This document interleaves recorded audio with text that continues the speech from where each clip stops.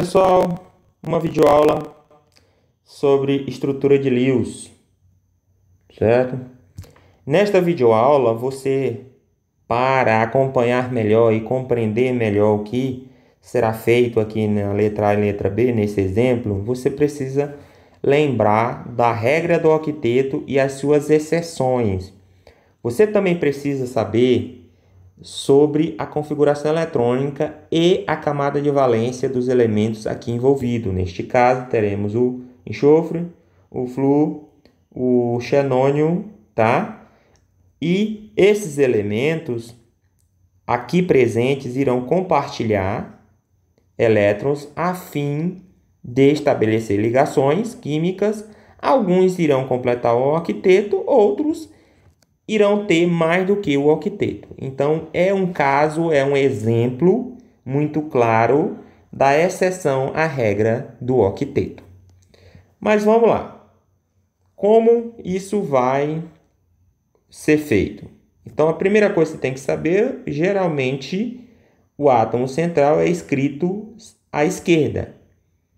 E uma dica de quando tiver dúvida é sempre olhar que é aquele que é menos eletronegativo, é que tende a ser o átomo central. Quando houver exceções, geralmente indica-se quem é o elemento central. Então, neste caso, vai ser o enxofre, tá? Então, vai estar lá o enxofre. Lembrando, o enxofre, você tem que lembrar que ele tem 6 elétrons na camada de valência. Então, ele poderá formar até 6 ligações. Ah, professor, como é que eu sei isso? Tem que fazer a distribuição dele, distribuição eletrônica, e ver a camada de valência. Vão ter 6. Para formar ligações, tem que estar desemparelhado, tá? Então, lá você deve lembrar-se do conceito de hibridização. Então, passadas essas informes iniciais, temos que lembrar que cada flúor, tá, possui 7 elétrons na camada de valência. Então, ele possui 3 pares, tá? Eles possuem 3 pares e um desemparelhado que vai formar a ligação.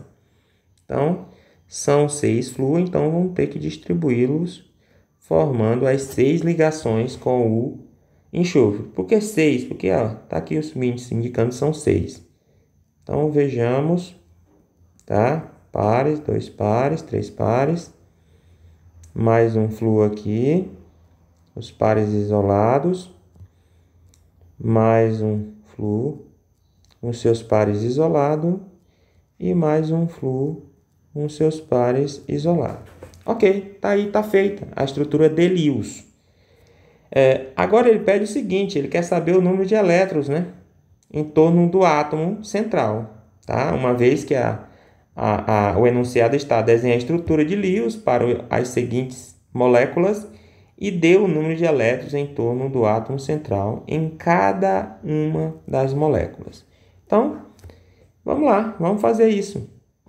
Então, aqui, pertence ao flúor, que vai dar 8 elétrons. Você vai ver que cada flúor vai ter 8 elétrons. Cada flúor vai ter 8 elétrons, ou seja, vai ter um octeto, certo? Vai ter um octeto. E aí eu não vou fazer os outros, vai ficar muito poluído. Então, vai ser tudo igual. E aqui, o enxofre vai ter tudo isso aqui, certo? Então, o enxofre, ele vai ter isso aqui, Vamos contar, 2, 4, 6, 8, 10, 12. Então, ele vai ter 12, elétrons no entorno dele. Então, tá vendo que ele foge à regra do octeto?